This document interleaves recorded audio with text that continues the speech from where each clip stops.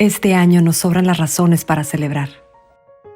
Celebrar que en algún momento de tu vida elegiste esta profesión y juraste siempre hacer todo lo que estuviera en tus manos para ayudar. Celebrar la fuerza con la que cada mañana, tarde o noche, te despides de tu familia para cumplir tu vocación, sin importar nada. Celebrar esas ojeras y marcas que reflejan el gran esfuerzo y sacrificio que haces por nosotros. Celebrar tu sentido humano, porque gracias a eso no dejas de buscar el bienestar de los demás. Celebrar lo que pocos pueden ver dentro de una sala de hospital, pero muchos agradecemos infinitamente tus nervios de acero, tu precisión, tus ganas, tu talento, tu entrega y todo lo que haces por tu comunidad, por tu país y por el mundo. Hoy celebramos y agradecemos por ir más allá de tu deber y juramento.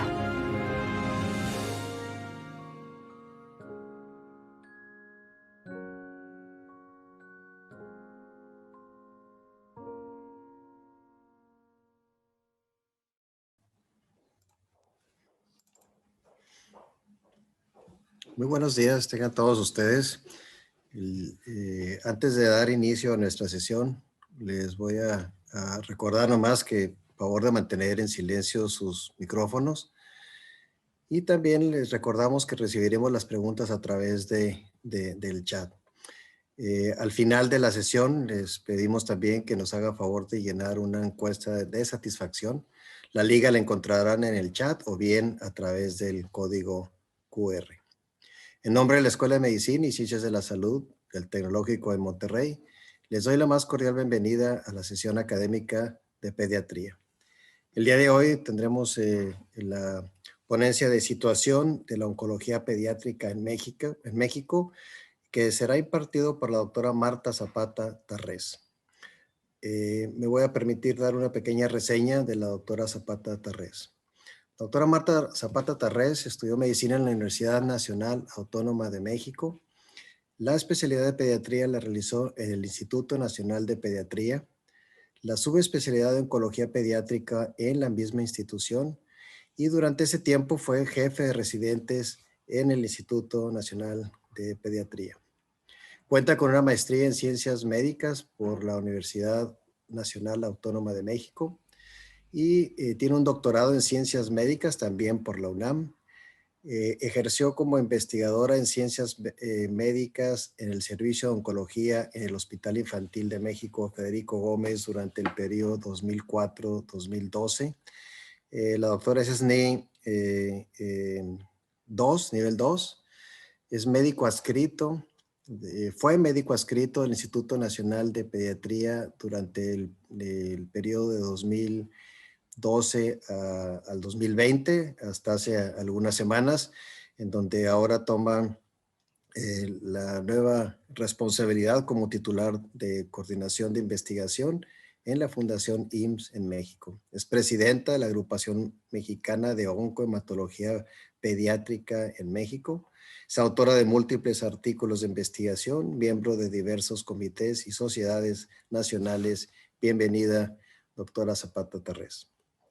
La doctora Leslie Valeria Uribe Ortiz estudió medicina en la Escuela de Medicina y Ciencias de la Salud del Tecnológico de Monterrey. La especialidad de pediatría la realizó en el programa multicéntrico de especialidades médicas del Tecnológico de Monterrey con la Secretaría de Salud del Estado de Nuevo León y la subespecialidad de oncología pediátrica en el Instituto Nacional de Pediatría. La doctora Leslie Uribe es profesora de la Escuela de Medicina y se encuentra actualmente cursando un doctorado en ciencias clínicas en esta misma institución.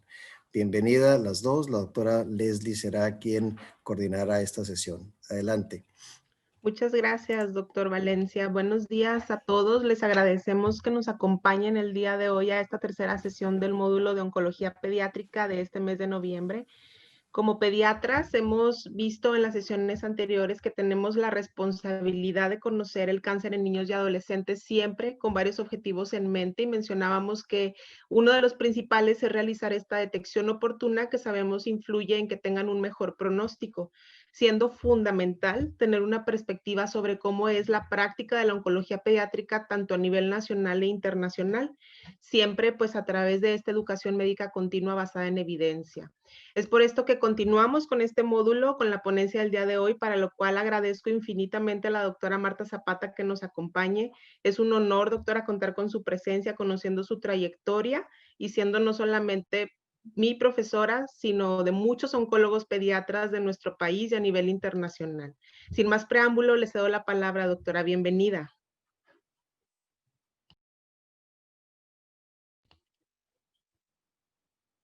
Nada más su micrófono. Ajá. Creo que está apagado su micrófono, doctora. A ver, ¿ahí? Ya. Perfecto. No, pues al contrario, doctor Valencia, doctora Leslie, para mí es un verdadero honor poder pues participar con ustedes en este pues grupo de sesiones que he estado viendo. Creo que el hecho de que ustedes como grupo pediátrico estén interesados en este, ya que seguramente como han visto en las sesiones previas, el cáncer en los niños es un tema que de alguna u otra forma nos involucra a todos, ¿no? O sea, desde, pues a lo mejor oncólogos, pediatras, obviamente, pero también pediatras, médicos generales, incluso estudiantes de medicina y a la sociedad en general. Entonces, creo que en el sentido o en el punto en el que nos comprometidos con esta causa y entre más informados estemos, más podremos, digamos, ayudar a que estos pacientes lleguen en etapas oportunas y que de alguna u otra forma todos nos sintamos partícipes de la atención de estos niños, ya que no depende del oncólogo pediatra que un niño se cure, sino de la atención multidisciplinaria y la participación muy, muy activa del pediatra para que ese paciente, pues, aparte de que pueda recibir un tratamiento adecuado, pueda llevar a cabo sus actividades durante ese tratamiento y al final pueda pues reincorporarse a la sociedad. Entonces, voy a tratar de hacer un pequeño... Doctora, le iba a decir... ¿Perdón?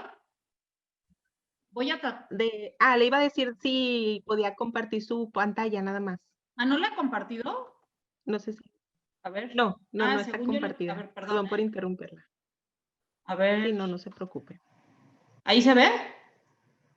Ahí ya se ve. Nada más... Ponerle en presentación. Sí, ya nada más como presentación. ¿Ahí? Ok, Ahí perfecto. Sí, siempre hay problemas. Bueno, entonces, a lo que iba es que les voy a tratar, digo, es difícil en un momento así, pero tratar de resaltar todo lo que se ha logrado en México a partir de los, no sé, años 1950 a la fecha, que es a partir del momento en el que empieza el tratamiento del cáncer en general, y ver cuáles son, digamos, los retos o las metas que tenemos en México como nación, como equipo, ¿no? No solamente nosotros como oncólogos pediatras. Aquí les muestro el símbolo de la MOP, que es una agrupación que tiene ya, este año va a cumplir 26 años, y agrupa a todos los oncólogos y hematólogos pediatras del país. Y bueno, en los últimos años ha hecho muchos esfuerzos por llevar a cabo trabajos colaborativos y demás, y por eso, para que ubiquen el logo y lo vean. Entonces, todos hemos visto estos moños, ¿no? Sabemos que pues el rosa acaba de pasar, que es el cáncer de mama, etcétera, y sabemos que el moñito amarillo o dorado es el que corresponde al cáncer en los niños, y esto se debe o se hace debido a la fortaleza o a la fuerza que tiene ese metal, ¿no? Entonces, de esa manera, todos los que hemos pues tenido la oportunidad de conocer a un niño con cáncer, creo que tenemos ese sentimiento de niños muy fuertes, pero a la vez niños que necesitan de todo nuestro apoyo y todo nuestro conocimiento sobre todo. Entonces, de manera muy general, el cáncer, no es cáncer en niños, es cáncer en general, es una enfermedad que todos sabemos que afecta a todo el mundo, ¿no? O sea, igual el cáncer infantil es una patología que no tiene, digamos, respeto en algún sentido por alguna zona geográfica o algo así. Aquí vemos en el mapa del mundo que hay ciertas regiones en el mundo donde hay más cáncer aparentemente y otras como México a lo mejor donde la incidencia es un poco pues menor. En ese sentido, en el cáncer de los niños se ha visto que la incidencia o la frecuencia de estos tumores es muy parecida a la que se presenta en el resto del mundo. Y eso es algo importante porque eso nos permite a nosotros poder de alguna forma utilizar o aplicar el conocimiento que se genera en otros lugares del mundo a nuestros pacientes. Entonces, esa sería una primera, digamos, diferencia en relación al cáncer de adultos y sobre todo que nosotros nos enfoquemos que México, a pesar de ser un país con tanta diversidad geográfica, climática, etcétera, o sea, incluso cultural, vamos a ver, en el sentido de la incidencia, es un país que se parece al resto del mundo. En general, el cáncer en las edades de 0 a, no sé, a 100 años, ocupa el segundo lugar después de las enfermedades cardiovasculares. Eso pues lo sabemos de pues, la carrera de medicina. En pediatría, esto es algo que afortunadamente en cuanto a incidencia no es tan frecuente, ¿sí? O sea, el cáncer en pediatría es una enfermedad que se presentará a lo mejor en un 6º, 7º, 8º lugar, incluso un poco más si nos enfocamos a ciertos tumores más raros. Lo que sí es que es una enfermedad que desde el punto de vista de salud pública es la primera causa de muerte por enfermedad en los niños. Entonces, por eso es importante que todos estemos involucrados en este punto y también sepamos que a nivel internacional tiene una importancia muy grande. Sabemos también que el cáncer afecta desde el recién nacido, o sea, incluso se ha descrito casos de cáncer inútero, o sea, niños que nacen con tumores, sobre todo tumores a lo mejor oculares o tumores embrionarios, y puede afectar a toda la población. Entonces, eso es algo que como pediatras tenemos que tener muy en cuenta. A mí me ha interesado lo que son los tumores neonatales, porque son tumores en los cuales estrictamente el medio ambiente no debió haber influido tanto en su generación. O sea, si hay un medio ambiente intrauterino, pero estrictamente ese tipo de tumores neonatales son aquellos que nos van a permitir estudiar el origen genético de las neoplasias malignas, ¿no? Entonces, eso es algo que como pediatras también es importante. A veces es difícil cuando nace un niño, pues no sé si está con fiebre, con a lo mejor petequias, con hepatoesplenomegalia. Lo primero que vamos a diagnosticar, y seguramente va a ser lo más frecuente, pues va a ser una sepsis, ¿no? Sin embargo, siempre tenemos que tener atrás aquí en nuestra cabeza que a cualquier edad, una enfermedad que después de unos 5, 6, 7 días, yo les pongo como límite una semana, no se comporte de la forma que nosotros esperamos, tenemos por obligación que pensar que esto pudiera ser alguna enfermedad no tan frecuente como fuera una infección, y a lo mejor dentro de esas enfermedades menos frecuentes considerar lo que es el cáncer. Entonces, en general, en el mundo, como les decía, la epidemiología del cáncer es relativamente constante. O sea, hay algunas patologías como es el linfoma de Burkitt, que todos estudiamos cuando estábamos en la universidad, donde, no sé, me acuerdo en el Robbins de patología sale el paciente aquí con una lesión en el cuello de raza negra. Esa enfermedad sí es más frecuente en la zona ecuatorial de África. Sin embargo, el resto son enfermedades que son muy constantes, ¿no? Entonces, la frecuencia sería, la primera, leucemias, son la enfermedad más frecuente en los niños, y la incidencia es entre 4 y 5 por cada 100,000 menores de 18 años. Eso es lo que se describe. En Estados Unidos las incidencias las reportan en menores de 21 años. pero la incidencia pues es similar, ¿no? Entre 4 y 5, los tumores de sistema nervioso central ocupan el segundo lugar, y vamos a ver que son entre 3 y 4 por cada 100,000 menores de 18 años, y de así sucesivamente los linfomas, tumores renales, tumores óseos, etcétera. Van a haber algunas variaciones por algunos hospitales, por ejemplo, donde estudiamos la doctora Leslie, el doctor Edgar y yo, pues a veces los retinoblastomas, que son un tumor ocular, pues representaba a veces el cuarto lugar dentro de este orden, porque es un hospital de referencia. Sin embargo, si nosotros lo analizamos a nivel de estadística poblacional, pues es lo mismo, ¿no? Entonces, una lección primera es que en México la distribución es muy parecida. En un ratito vamos a ver algunos artículos que hemos publicado sobre la estadística en México, y vamos a ver que hay algunas variaciones en cuanto a este orden, pero de manera general es importante para nuestro criterio clínico saber que las leucemias son el primer tumor, digamos, o primera neoplasia maligna, que los tumores del sistema nervioso central es el primer tumor sólido, o sea, en frecuencia, y de ahí en adelante los demás. Algo importante, digo, el día de hoy no vamos a ver lo que son en particular las leucemias, pero específicamente la enfermedad que es más frecuente son las leucemias agudas, ¿sí? O sea, eso es algo importante de mencionar. Entonces, en México la frecuencia o la distribución es muy parecida a esto.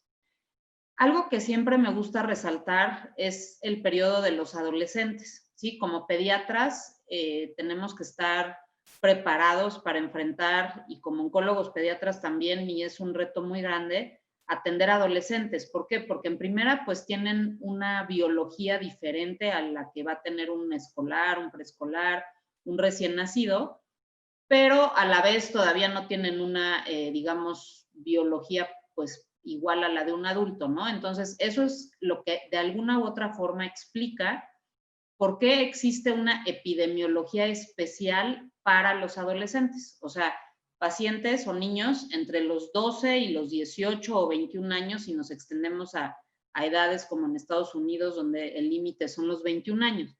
Entonces, en los adolescentes la epidemiología va a ser distinta. Las leucemias agudas de las que hablábamos, que eran el primer lugar, si revolvemos a todos los pacientes y en todos los pacientes pediátricos, esta ocupa el sexto lugar en los adolescentes.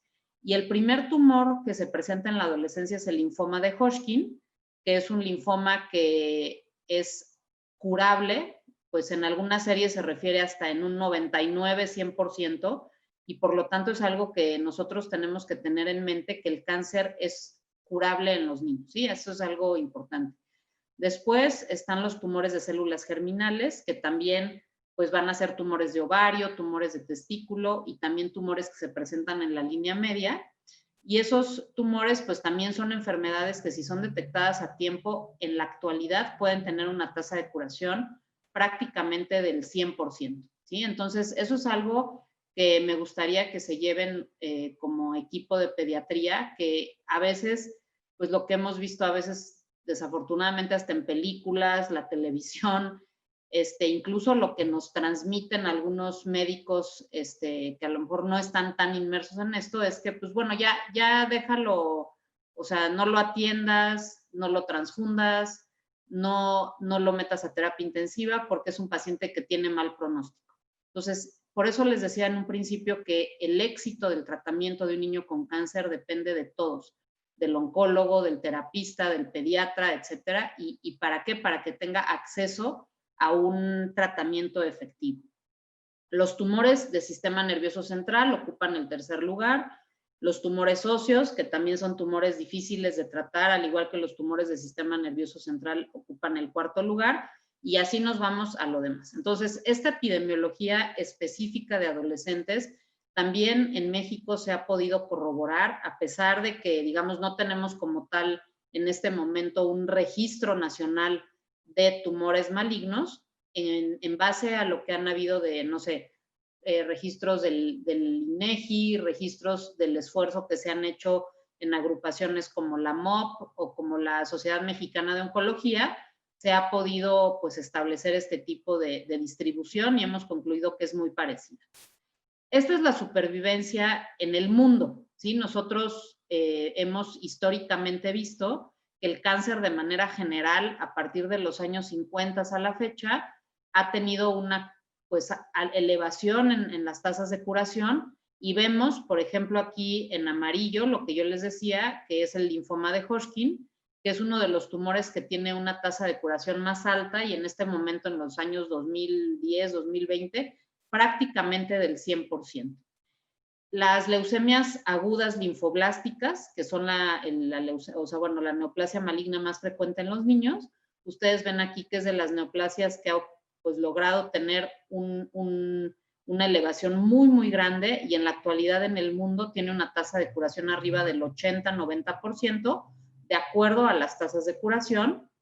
Y esto me importa mucho que lo tengan en mente porque para poder nosotros establecer como las características de la oncología pediátrica en México, necesitamos tener en mente un poquito cómo está la oncología en el mundo, para saber si estamos bien, si estamos mal, si podemos mejorar, cuáles son nuestros puntos en los cuales a lo mejor, aunque no nos interese tanto, porque a lo mejor, no sé, no nos llama tanto la atención, pero tenemos que hacer investigación en ese rubro. Entonces, bueno, de manera general, lo que quiero que recuerden en esta gráfica es que el cáncer es curable y a nivel internacional las tasas de curación han llegado a niveles muy, muy altos. Hay algunas neoplasias, como son los tumores cerebrales, que es, por ejemplo, esta rayita café, en la cual, a pesar de los avances, por decir, de la quimioterapia, de la cirugía, de todo esto, pues esta supervivencia no es tan alta, ¿no? Y llega a un 60-65%. Entonces, eso vamos a ir analizándolo. Esta gráfica es también a nivel internacional y es para que nos sirva de parámetro y es lo que explica es la tasa de mortalidad por cada neoplasia. ¿Sí? Entonces, aquí vemos que, bueno, la tasa de mortalidad en las diferentes edades, que es lo que viene aquí abajo, por ejemplo, aquí está el cursor, de 0 a 4 años, de 5 a 9, de 10 a 14 y de 15 a 20, vemos, por ejemplo, que los tumores del sistema nervioso central, que vemos que es una enfermedad altamente pues, mortal, aquí vemos que dependiendo de las edades, esa mortalidad va a ir bajando.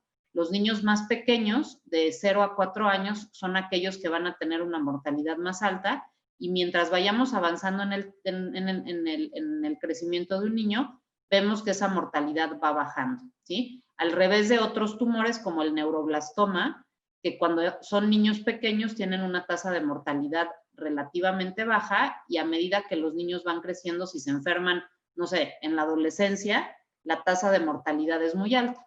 Entonces, ¿a qué voy con esto? Que la oncología pediátrica no se puede analizar únicamente de manera así como, bueno, son niños de 0 a 18 años, hagan promedios, no sé, frecuencias, etcétera. Es una disciplina en la cual, como ustedes ven, la biología del niño va influyendo muy, muy importantemente en todo lo que es el abordaje diagnóstico y también el pronóstico, ¿no? Entonces, eso a nosotros siempre nos importa muchísimo, porque más allá del peso o de las características que pueda tener un bebé o un adolescente, necesitamos tener en cuenta todo eso y eso no es parte del oncólogo. O sea, el pediatra tiene, cuando llega un niño, a lo mejor con algunos síntomas y todo, pues va a variar muchísimo el abordaje que le va a dar si es un recién nacido, un lactante, un escolar, un adolescente. Entonces, eso es algo que pues permite muchísimo poder hacer diagnósticos oportunos. Entonces, vemos que las tasas de curación pues han ido subiendo muchísimo. En los años 60, de manera general, era del 28%. Actualmente, en promedio, en el mundo se dice que si promediamos a los pacientes es una tasa superior al 80%. Estas cifras bajan mucho en la adolescencia y bajan un 30%. Y eso es algo que también, a pesar de que un niño tenga la misma enfermedad a los, no sé, 8 años que a los 15, el pronóstico disminuye mucho y eso es algo donde nosotros también podemos incidir como pediatras de manera muy importante, ya que la razón por la que esta tasa de curación disminuye, y eso en México es todavía más importante, es por la falta de apego de los pacientes, o sea, el pues relativo abandono de estos pacientes en los hospitales, y también por, digamos, la propia psicología de los adolescentes, ¿no? Donde a veces pues no tienen ese apego, no quieren pues participar en el tratamiento, y por ignorancia, ¿no? De que nosotros no sabemos cómo no comunicarnos con ellos. Entonces, ¿cómo es la situación en México? Digo, aquí vemos algunas imágenes de la variabilidad en muchas cosas en México, ¿no? La anatomía del país o la geografía es diferente, y eso es importante de saber porque va a influir a veces en, a lo mejor, no sé, que nosotros pudiéramos pensar que en lugares donde hace frío, donde hace calor, lugares donde hay fábricas o donde no hay fábricas, a lo mejor la incidencia pudiera cambiar. Y realmente lo que se ha visto es que lo que influye la geografía del país, sobre todo, es en el acceso de las personas a los hospitales, ¿sí? O sea, más allá de la parte como epidemiológica relacionada al medio ambiente, hay una parte social o una parte, digamos, como de la vida común y corriente de cómo voy a llegar al hospital, que a veces influye más que todo eso. Entonces, además de la parte que nosotros tenemos que estudiar, que es la parte, digamos, científica, que pues a lo mejor va a influir en, no sé, biología molecular, los genes, las radiografías, resonancias, etcétera. Una parte importante que nosotros tenemos que analizar y tener muy presente como oncólogos y como pediatras es esa parte social y parte, pues incluso económica, que va a influir en que un niño va a tener un pronóstico diferente dependiendo del lugar en donde le toque enfermarse, ¿sí? Y eso, como lo hemos visto en las pláticas anteriores que dio el doctor Antillón, todo esto es algo que nosotros como, pues incluso yo diría yo más que como médicos, como seres humanos, tenemos que tratar de abolir, ¿no? O sea, que todos los niños, independientemente del sitio donde se enfermaran o donde nacieran, tuvieran las mismas oportunidades de curarse que a lo mejor si hubieran nacido, no sé, en Nueva York, en Europa o en la Ciudad de México, donde a veces, o en Monterrey, ¿no? Donde a veces el pronóstico pues puede ser un poco mejor. Entonces, en México, el doctor Rivera Luna, quien es el pues líder, a lo mejor desde el punto de vista en tiempo, porque él es prácticamente el primer oncólogo pediatra que llegó y que instauró la Escuela de Oncología en México, ha hecho muchos esfuerzos en poder tener estadísticas y poder entender cuáles son los principales problemas para poder irlos resolviendo, hacer como un diagnóstico situacional de las cosas, ¿no? Entonces, uno de los puntos que ha sido un parteaguas en la atención del niño con cáncer es la creación del Seguro Popular en el año 2004. ¿Por qué? Porque a raíz de que se empezó, digamos, a pues costear o a pagar estos casos, empezó a pasar algo que a lo mejor suena muy tonto, pero los médicos tuvimos que empezar a dar de alta esos casos en una computadora, ¿no? Entonces empezó a haber un registro mucho más formal de cuántos casos había por año, cuántos casos había por estado, por región, por hospital, y eso nos ha permitido de alguna manera entender mejor y no así en nuestro micromundo de nuestro hospital, donde a lo mejor nosotros sabemos que hay tantos pacientes y todo esto, ¿no? Entonces, esta es una tabla donde vemos cuál ha sido el aumento en el acceso de los pacientes, ¿sí? Entonces, por ejemplo, aquí vemos el año de registro. A partir del 2007 empezaron ya a entrar, además de los tumores sólidos, las leucemias, y por eso es un año importante, porque empezaron ya a registrarse todos. Aquí vemos, bueno, la incidencia, y aquí pues vemos cómo, bueno, la flecha va para abajo, los casos han ido aumentando a raíz. Eso no quiere decir que haya más cáncer en el 2012 que en el 2007, simplemente quiere decir que durante esos años los pacientes empezaron a tener acceso a un tratamiento. Y eso también quiere decir que en años previos había niños que morían de cáncer, de leucemia, de tumores cerebrales y demás, sin siquiera tener atención. O sea, incluso los certificados de defunción, pues no sé, decían hemorragia, decían, yo qué sé, hipertensión intracraniana, crisis convulsivas, y ni siquiera sabíamos un diagnóstico. Entonces, a pesar de que estamos, digamos, ya en el siglo XXI, esa es una de las prioridades a nivel nacional, de que haya un registro, y el doctor Moar, que está en el Instituto Nacional de Cancerología, es una de las personas que está, digamos, liderando eso, y en la parte pediátrica, pues, nos está, pues, involucrando mucho. Entonces, ¿cuál es la prevalencia de estas neoplasias en México, ¿no? O sea, ya desglosándolo, más allá de ver aquí como en total cuántos pacientes, y es aquí donde les decía que la incidencia ha ido como cambiando, porque aquí, por ejemplo, vemos que las leucemias son, como habíamos visto, la primera causa de cáncer en los niños y adolescentes, y después vienen los linfomas, ¿sí? Entonces, y después los tumores cerebrales, cuando yo les había dicho que era aquí al revés, ¿no? Eran primero tumores cerebrales y linfomas. Esto se los comento para que ustedes, cuando tengan oportunidad de leer este tipo de artículos, también los lean con una visión crítica, ¿no? O sea, con esto que nosotros tenemos de no tomar así al 100% lo que leemos como cierto. ¿Por qué? Porque, por ejemplo, aquí se refiere sobre todo al diagnóstico, y eso quiere decir que muchos pacientes con tumores cerebrales seguramente no se están diagnosticando, y por eso no tenemos en esta tabla todavía, porque apenas estaba empezando, digamos, este registro, la misma epidemiología que a nivel internacional. Esta tabla, digo, para nada pretendo que la analicemos ni la revisemos tan detalladamente, pero a lo que voy es que yo quiero que ustedes vean cómo hemos logrado en México poder tener un detalle importante en cuanto a la epidemiología. ¿Sí? Vemos aquí, por ejemplo, que en esta tabla vemos aquí los países, por ejemplo, del norte, del noreste, los estados centrales, etcétera. Digo que en Estados Unidos nos hicieron, la verdad, el favor de publicarnos este artículo tan preciso en cuanto a todos los estados que tenemos en México, y también las edades, ¿sí? Aquí vemos arriba que está aquí menores de 1 año, de 1 a 4 años, de 5 a 9 años, de 10 a 14 y de 15 a 18.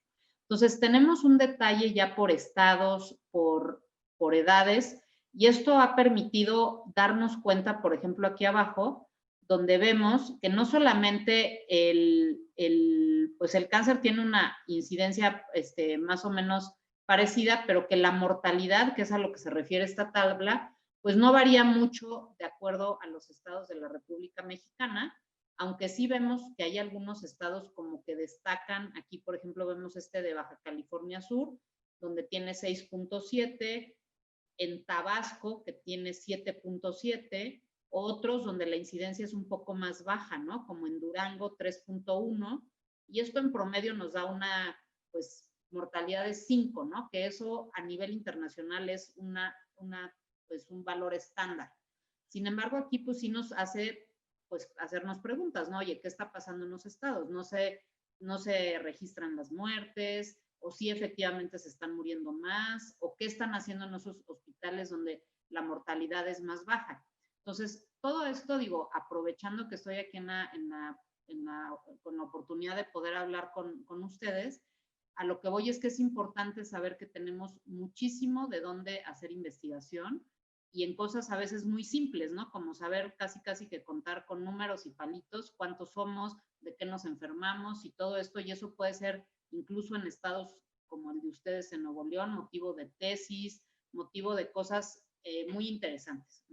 Entonces, bueno, además aquí vemos las edades, vemos que la tasa de mortalidad, como les había comentado inicialmente, confirmamos que en los adolescentes se eleva muchísimo a 8.6, y que en los recién nacidos pues es más baja, ¿no? O sea, eso también es por el tipo de enfermedades que tienen los bebés, pero en general lo que sí confirmamos es que el adolescente, a pesar de tener enfermedades potencialmente curables, tienen una mortalidad alta, y eso es algo que es demasiado grave, ¿no? O sea, tener algo que podemos hacer y que no lo estemos haciendo. Entonces voy a poner como ejemplo para poder analizar o digamos así como disectar un poquito más a la leucemia linfoblástica aguda, que es la neoplasia más frecuente que vemos en los niños, y que puede servir como ejemplo, porque además es una enfermedad que a nivel internacional en algunos países es una enfermedad casi curable en muchos casos, ¿no? Entonces, sí es un parámetro para nosotros porque nos permite medirnos y que sea como una regla a partir de la cual para abajo nosotros sepamos qué es lo que estamos haciendo bien, qué es lo que estamos haciendo mal y en qué podemos mejorar. Entonces, estos trabajos que yo les estoy mostrando son algunos que ya están publicados, otros que hemos hecho ahí adentro de la Agrupación Mexicana de Oncología, también como muestra del esfuerzo colaborativo que podemos hacer en México. Y eso es algo que en los últimos años ha sido muy importante porque hasta hace un tiempo, pues cada hospital, al igual que en el resto del mundo, publicaba sus estadísticas, ¿no? Y eso pues muchas veces, pues a lo mejor permite resolver una realidad local, pero el estar aprendiendo a colaborar, a publicar en equipo, a hacer cosas así, nos permite ayudar a los pacientes y sobre todo poder trasladar esta generación de conocimiento a instancias más altas, ¿no? O sea, al gobierno, a la Secretaría de Salud, y ya que más allá de que yo en mi hospital a lo mejor pueda ayudar a un paciente, haya políticas públicas, como ahorita va a haber ahora la publicación de una ley para mejorar el diagnóstico oportuno de cáncer en los niños, y eso que se haga pues para beneficiar a todos los pacientes, ¿sí? Entonces, esta gráfica es, bueno, esta tabla, perdón, es para demostrar cuáles son las características de las leucemias o destacar cómo vemos aquí en México. Y vemos en azul fuerte, que es este de acá, lo que son las leucemias. En la tabla de abajo son el grupo de los hombres, en la de arriba son las mujeres. Y vemos de una manera muy simple cómo, haciendo estadística descriptiva, podemos ver que la edad más frecuente en la cual los niños se enferman de leucemia es la de 1 a 4 años, ¿sí? Y si nosotros esto lo remontamos a la literatura internacional, sabemos que también es igual a lo que se describe a nivel internacional. Entonces, eso es algo importante. Vemos también que en proporción a las demás neoplasias, a los tumores cerebrales, a los linfomas, a los tumores de células germinales, pues las leucemias ocupan muchísimo más en frecuencia y esto básicamente es algo que debemos de tener en cuenta porque como pediatras tenemos que saber diagnosticar una leucemia. O sea, realmente a lo mejor en los otros tumores vamos a decir, oye, yo creo que tiene algo en el hueso o algo en su cabecita o algo, pero una leucemia, al ser una enfermedad pues relativamente más frecuente, tenemos que tenerla muy, muy presente. Otra cosa importante, y aquí lo vemos y es para como mostrarles que es parecido a lo demás, es la incidencia que se ha hecho, o bueno, los estudios que se han hecho en México. Hay un grupo colaborativo que se generó en el Instituto Mexicano del Seguro Social, aquí en Centro Médico, donde un grupo de médicos empezaron a analizar de manera pues conjunta cuál era la incidencia, por ejemplo, en los diferentes estados, pero ya específicamente en las leucemias linfoblásticas, ¿no? Entonces, aquí de la misma manera vemos en azul que la incidencia es más alta en niños de 1 a 4 años y que va bajando, ¿no? Y en los adolescentes hay otro pequeño pico. Pero, ¿qué es importante de esta gráfica? ¿Sí? Yo les había dicho al principio que la incidencia en general de la leucemia era de 4 a 5 por cada 100,000 menores de 18 años, que aquí se traduce, aquí está por millón, por eso se ve de 20 y 40 y esto, o sea, en realidad sería 2, 4, 6, pero aquí lo que se observó es que en la Ciudad de México había una incidencia en esta población de 1 a 4 años casi de 12 por cada 100,000 menores de 18 años, ¿sí? Esto no se sabe bien y se analizó de manera muy detallada si era porque realmente a lo mejor la contaminación, etcétera, pudiera estar influyendo en una tasa más alta o realmente es porque hay un registro pues sesgado, ¿no? Que a lo mejor todos los pacientes del país vinieran aquí a atenderse a México. Entonces, todo esto también es importante y ha sido motivo de estudio. Este estudio terminó en el 2010, pero este grupo de colaboradores han seguido analizando esto y se ha visto, incluso han hecho análisis por las delegaciones en la Ciudad de México para ver si hay a lo mejor relación con algún, no sé, canal de estos de aguas negras o con algunos pues lugares donde hay torres de alta tensión y demás. Y se han medido, incluso hay estudios en el INCAN para medir la concentración de metales dentro del agua para poder correlacionarla con esta incidencia. Entonces, a lo que voy es que a pesar de que uno pudiera pensar en la actualidad que muchos puntos en cuanto a los factores de riesgo se conocen en oncología y en México, la realidad es que hay muchísimo trabajo por hacer. Este es una imagen, digo específicamente no es la de México, pero es para que podamos contrastarla con lo que les voy a mostrar después. Es en relación a digamos, la incidencia en los pacientes AYAS, que ese es un concepto interesante para los pediatras, que se refiere al grupo de adolescentes y adultos jóvenes, ¿sí? Este grupo de pacientes en Estados Unidos y en Europa ya se está como abordando de manera conjunta, porque pues son personas que tienen necesidades diferentes en cuanto a la escuela, en cuanto a los horarios, en cuanto a los problemas a veces de que no tienen un apego adecuado, ¿no?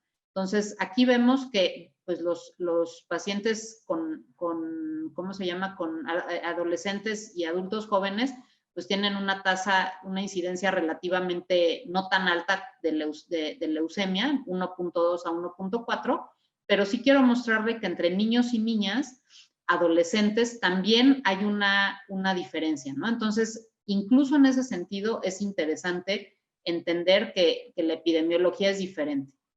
En cuanto a la mortalidad, también se ha tratado de buscar si la mortalidad es diferente en leucemias entre niños y niñas. Se ha visto que pues no existe diferencia, o sea, solamente aparentemente en la incidencia la enfermedad es más frecuente en los hombres que en las mujeres, pero a nivel, digamos, de la mortalidad no hay ninguna diferencia. Aquí podemos ver que los puntos estos negros como en negritas más fuertes es la mortalidad en América Latina. Entonces vemos cómo a nivel internacional la mortalidad de los niños con leucemia ha ido bajando, independientemente de que sean hombres o mujeres, pero en América Latina la mortalidad sigue pues relativamente constante. Entonces, ¿qué significa esto? Que probablemente los esfuerzos que tengamos que hacer para, digamos, evitar o aumentar la supervivencia es analizar de manera detallada de qué se están muriendo nuestros niños, ¿sí? Porque realmente al poder incidir en esas causas de muerte, pues vamos a poder aparearnos aquí con estas curvas.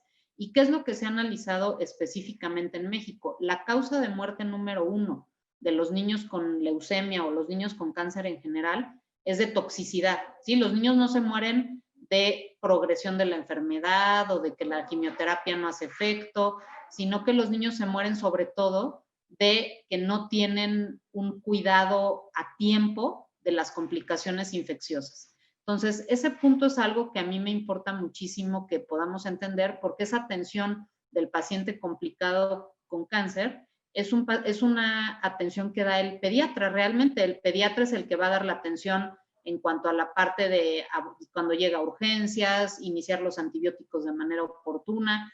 Y eso se los digo porque realmente es importante el estar comprometidos con esto. México, dentro de esta pues, curva de mortalidad en cáncer infantil, es uno de los países que tiene una tasa más alta, ¿no? Incluso en comparación con países de América Latina que estaban en la gráfica anterior. Y eso es algo que también debemos de tener muy en cuenta. Digo, esto es del 2010, pero realmente no creo que haya modificado mucho. Y vemos países a lo mejor como Chile, que es un país que es un ejemplo dentro de América Latina en la atención del niño con cáncer, porque hay un compromiso por parte de los pediatras, de las enfermeras, que son un grupo muy importante también, que tienen como pues preparaciones especiales en cuanto a la atención de estas complicaciones. Entonces, aquí en México vemos que es algo que debemos de tener muy en cuenta y que como médicos, como pediatras, como directivos, etcétera, tenemos que, así como ustedes están haciendo aquí este tipo de cursos, pues tratar de generalizarlo a otros grupos del personal médico.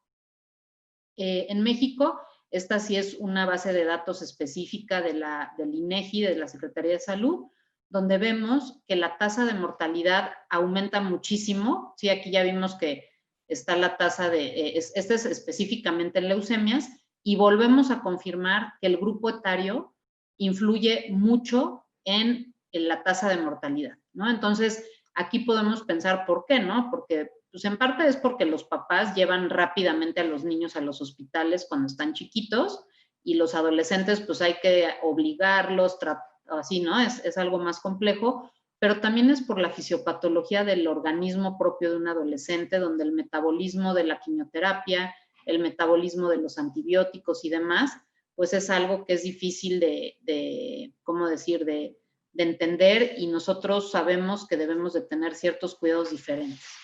Entonces, en la MOP hicimos un estudio específicamente en adolescentes para analizar cuáles eran las causas. Es un estudio que solo se presentó en un congreso internacional, en la CIOP, pero en el cual se participaron estos hospitales y participaron en total 293 pacientes.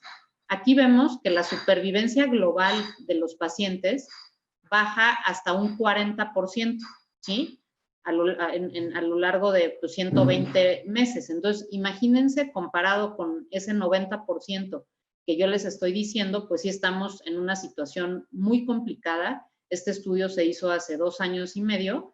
Entonces, esto es algo que es algo importante. Entonces, esto lo que hicimos fue analizarlo o desglosarlo de manera más detallada y vimos que las tasas de supervivencia variaban de acuerdo a los centros donde se atendían los pacientes. O sea, ya no tanto a lo mejor a la región o a la edad, etcétera, sino que dependiendo de los hospitales podía haber una variación aquí, por ejemplo, no sé, del 60 y acá del 38, ¿no? Entonces, eso es algo, y fue estadísticamente significativo. Eso es algo importante porque eso habla de que la infraestructura hospitalaria, la infraestructura humana que tienen los hospitales y sobre todo los algoritmos o las guías que siga cada hospital influyen mucho en la atención de los pacientes. Otro es que vimos que el diagnóstico específico de los niños no se hacía de manera adecuada. O sea, la mayoría de los pacientes, cada uno de estos puntitos en estas curvas que se llaman de Kaplan-Meier, representa un paciente.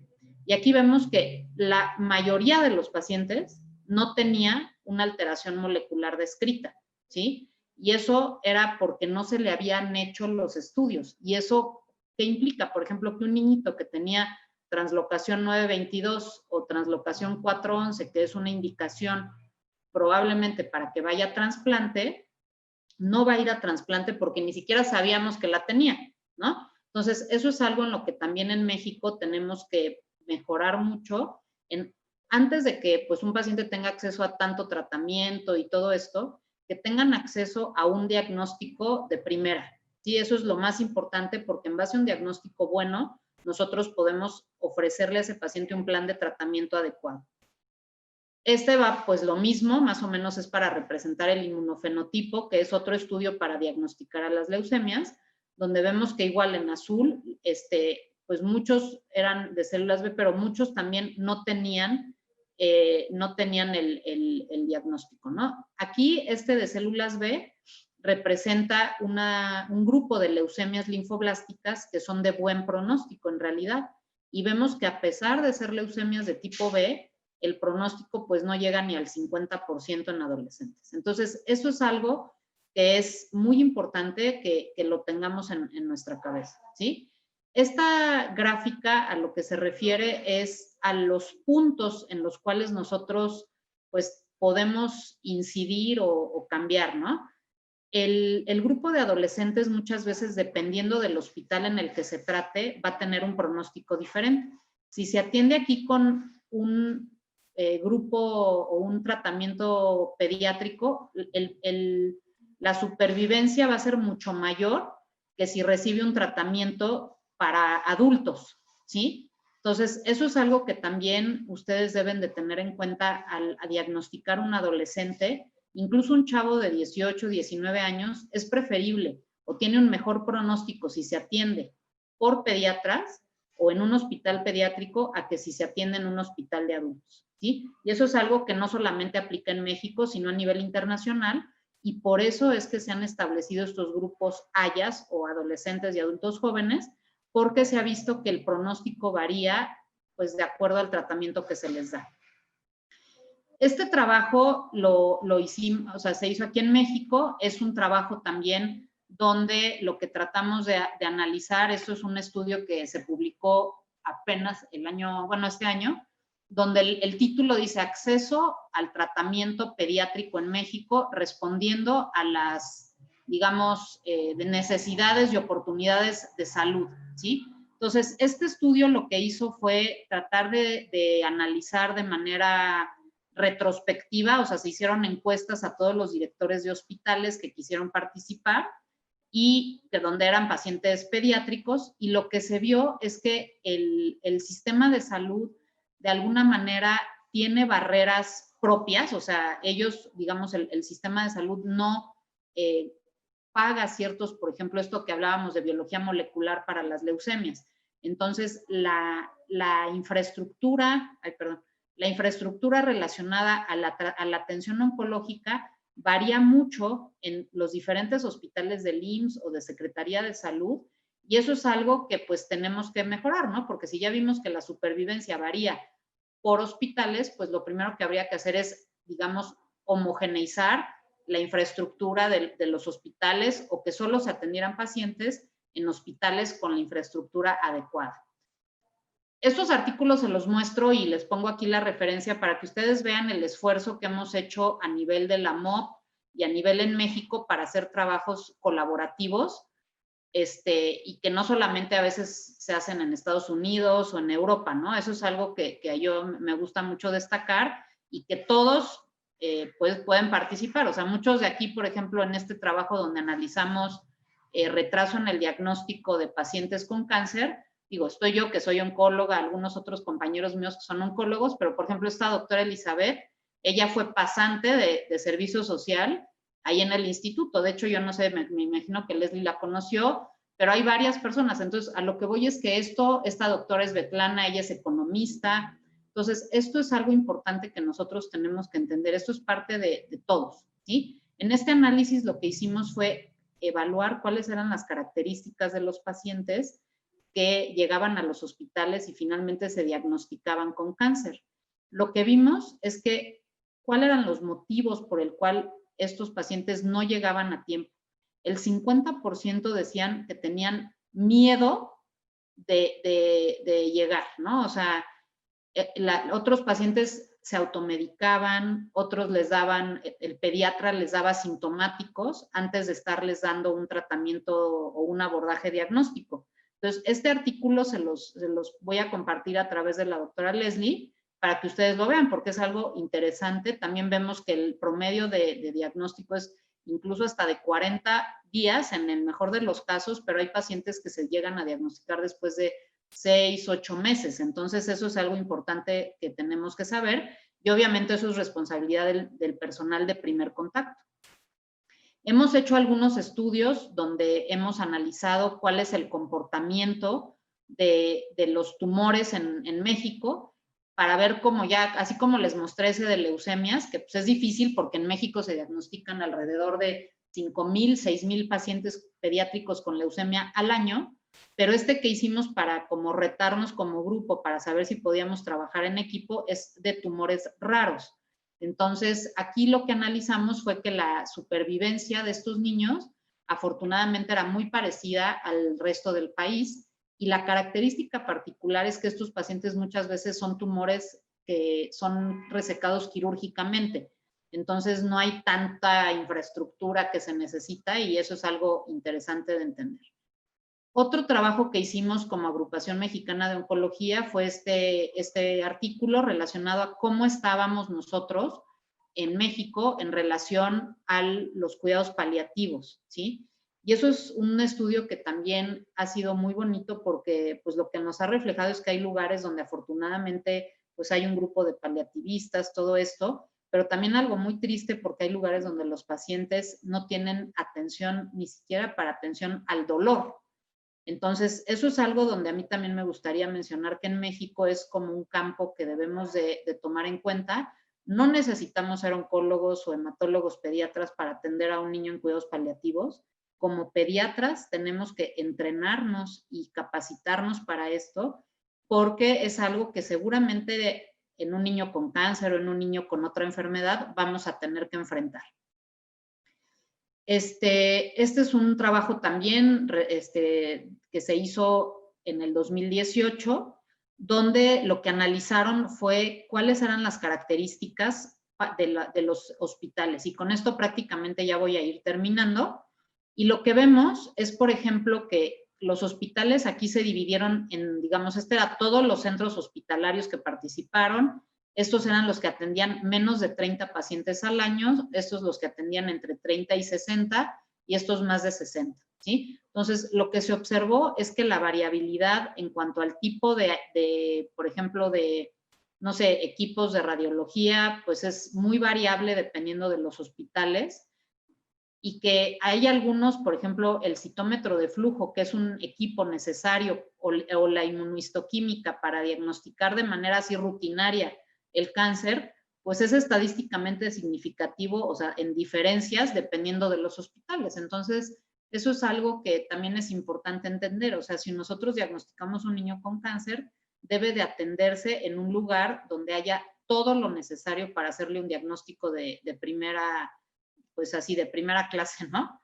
En México, dónde se atienden o dónde se diagnostican, o sea, tenemos que saber que hay más o menos en todos los estados de la República hay atención para el niño con cáncer. Estos eran, digamos, el mapa donde estaban sobre todo los hospitales del Seguro Popular, que eran más o menos 57 y han ido variando, pero incluyendo los hospitales del IMSS, de Pemex, de Sedena, todo esto, todos los estados de la República tienen un hospital con una infraestructura, pues, más o menos para atenderlo. Entonces, aquí lo importante es que cuando un pediatra refiera a un paciente, esté seguro que, por ejemplo, el hospital a donde va a ir ese niño tenga la infraestructura para atender una leucemia, porque, por ejemplo, tiene que tener banco de sangre, tiene que tener ciertos requisitos, ¿no? Entonces, eso es importante. Esto es un parámetro en relación a cuántos oncólogos pediatras hay en México. O sea, en México no ha variado el número de oncólogos pediatras, a pesar de que el cáncer ha ido aumentando, la pues proporción de médicos es muy baja. Sí, aquí esta es una de oncólogos en general, porque no teníamos así los datos tan exactos de oncólogos pediatras, pero en oncólogos en general, esta es la curva. Oncólogos pediatras actualmente somos 270, que tampoco es nada a comparación de la proporción de pacientes. Entonces, ¿cuáles son los principales pues, problemas en México? El retraso en el diagnóstico, porque hay una falta de interés del personal médico en acudir a esto, y lo vemos en los, no sé, congresos de pediatría, ¿no? O sea, pues hay un taller de oncología o cosas ahí y no hay nadie, ¿no? O sea, falta de índice de sospecha, o sea, en general el personal de salud, pues primero da, pues, paracetamol, medicamentos para el dolor, etcétera. A veces no tenemos acceso a tratamientos efectivos, pero bueno, eso ha ido modificándose, eso ya no quiero ni meterme en el tema del desabasto actualmente, pero es algo que también en México ahorita es un problema pues muy serio. Y el abandono, que eso toma en cuenta, como les decía inicialmente, aspectos sociales en relación a la cultura, a todo lo que es la medicación alternativa. En México es algo que desafortunadamente, independientemente del estrato social, es algo frecuente. Entonces, nuestros retos es mejorar y conocer nuestra realidad, usar protocolos pediátricos, tener mayor acceso a protocolos de investigación, y esto no quiere decir protocolos complejos o caros ni nada. A veces protocolos muy sencillos pueden dar mucha información, estrategias diferentes en esta población de acuerdo a las necesidades, y mucho romper estos límites de la edad, ¿no? Porque a veces los niños de 18 justo, o a veces desde los 15, ya los mandan a hospitales de adultos. Nuestras metas es tener modelos pioneros como el de Inglaterra, lograr tener clínicas que no solamente sea que el oncólogo vea a su paciente así solito, sino que lo ve con el pediatra, con el psicólogo, con el nutriólogo, etcétera, para poder atender de manera multidisciplinaria y muy completa a los pacientes. Poder en México tener un grupo colaborativo, tener protocolos nacionales para todo, tener lo que les decía, este apoyo para mejorar la adherencia en apoyo con enfermería, psicología, etcétera, y favorecer un tratamiento uniforme de los pacientes. En México, en México el acceso, que es lo que en el 2013, se decía que la inmunoterapia pues va a ser el futuro de la oncología. En México, bueno, ya afortunadamente tenemos acceso a algunos tratamientos de este tipo, pero la realidad es que estamos bastante atrás de lo que están en países desarrollados. Y para terminar, me gustaría mostrarles esta pues, cita. Este es el doctor Chin Hong Pui, y él es un médico chino que emigró a Estados Unidos y ha sido de las personas que ha visto cómo la curación de las leucemias ha ido prácticamente de 0 hasta un 90%, ¿sí? Y él lo que postula es que nosotros como seres humanos debemos de retar la sabiduría convencional, y lo que él dice es que en su experiencia la mejor manera de hacer descubrimientos, no solamente en medicina, sino en todos los, digamos, puntos intelectuales, es retar a lo convencional, ¿no? Entonces, digo, aprovechando que estamos aquí con pediatras, estudiantes, residentes, o sea, traten en la medida de lo posible de cuestionarse, de preguntarle a sus profesores y de hacer cosas de investigación en México, que eso es lo que nos va a ayudar a poder cambiar y mejorar el pronóstico, no solo de los niños con cáncer, sino de los niños en general. Muchísimas gracias. Muchísimas gracias, doctora Zapata, por su brillante presentación, por mostrarnos todo este diagnóstico situacional de la oncología pediátrica aquí en nuestro país y por enfatizar pues lo que debemos considerar en edades como la etapa neonatal y la adolescencia, como nos mencionaba, las impresionantes cifras que nos mostró y que nos llevamos todos para analizar, sabiendo que tenemos aún mucho trabajo por hacer en nuestro país. Tenemos algunas preguntas, doctora, todavía tenemos algo de tiempo para abordar algunas. Mencionan que la institución del Seguro Popular fue un parteaguas en el tratamiento en oncología pediátrica. Preguntan cuál es el impacto que ha tenido en la atención del cáncer en los niños la desaparición del mismo. Pues ha sido algo que todavía no podemos medir, la verdad. O sea, en teoría, el INSABI es una estructura que va a sustituir al Seguro Popular. Entonces, digamos, los hospitales y todos los que hemos estado trabajando en hospitales que eran del Seguro Popular y ahora del INSABI, pues sabemos que tampoco han habido cambios tan importantes, ¿no? O sea, las mismas personas están ahí, la misma infraestructura, todo esto. Lo que sí ha habido un impacto es en cuanto a la, digamos, acceso a la quimioterapia, porque los mecanismos para poder, pues, obtener este tipo de medicamentos, pues sí ha ido, pues, cambiando mucho, y han habido hospitales con un desabasto incluso total durante ciertos periodos. Entonces, eso es algo en lo que hemos estado trabajando como Agrupación Mexicana de Oncohematología Pediátrica, y bueno, se ha logrado, pues, poder acceder a algunos medicamentos, pero sí, por algunos momentos no hay, y el resultado o el impacto que tenga esto lo vamos a saber, yo creo que en unos 5, 8 años, cuando veamos, porque los niños no se mueren por no recibir un medicamento un día o 2 semanas o así, pero sí eso puede impactar en la supervivencia a largo plazo, y eso lo vamos a saber en unos meses o años. Muchas gracias, doctora. Preguntan también, en base a los datos y estadísticas que nos mostró, vemos que el cáncer infantil pues es una carga y un problema de salud pública. La pregunta es, ¿qué estrategia considera usted que sería la más útil y realista para involucrar a enfermería, estudiantes, residentes y pediatras en este problema? Esto es algo que se ha tratado de hacer de manera, pues, a nivel internacional. En Estados Unidos está el Children's Oncology Group, que es un grupo de médicos que han tratado de ordenar la atención del niño con cáncer, y lo que se ha visto es que lo mejor es, al igual que en muchas otras enfermedades, organizarse como equipos de salud en base a problemas. Entonces, por ejemplo, el entender lo que veíamos, ¿no? De que la primera causa de muerte a lo mejor es el choque séptico. Entonces, dentro de cada hospital o de cada unidad pediátrica, aprender cómo debe de atenderse el choque séptico, ver que si un niño llega con neutropenia y fiebre debe de recibir el antibiótico en la primera hora, que es esta hora dorada. El Hospital de St. Jude ha tratado también de, pues, educarnos, de enseñarnos en México cómo trabajar en equipo entre las enfermeras, los médicos, incluso el laboratorio, ¿no? Porque para saber que un niño está neutropénico, necesitamos que el laboratorio nos diga en rápido que tiene pocos neutrófilos. Y eso pues ha sido un proyecto que se llama La Hora Dorada y que también ha resultado bien. O sea, lo importante aquí creo que más allá de tener más dinero, más recursos, que a veces digo sí es importante, pero lo que muchas veces nos hace mejorar es cosas tan sencillas como trabajar en equipo, que creo que eso en el TEC lo tienen muy, muy metido en todo lo que es su mística, y eso es algo que debemos de lograr, pues, contagiar al resto de la sociedad. Muchas gracias, doctora. Pues hay muchísimos mensajes de felicitación por la presentación. Nuevamente nos sentimos muy honrados por su presencia.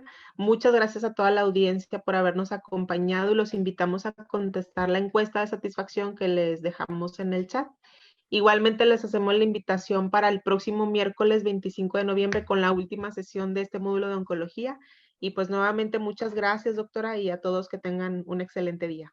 No, muchas gracias a ustedes y un gusto, un abrazo, Leslie, Edgar, al doctor, a todos, ¿eh? Que tengan bonito día y gracias por la invitación. Gracias a usted. Adiós. Cuídese mucho. Un abrazo, bye.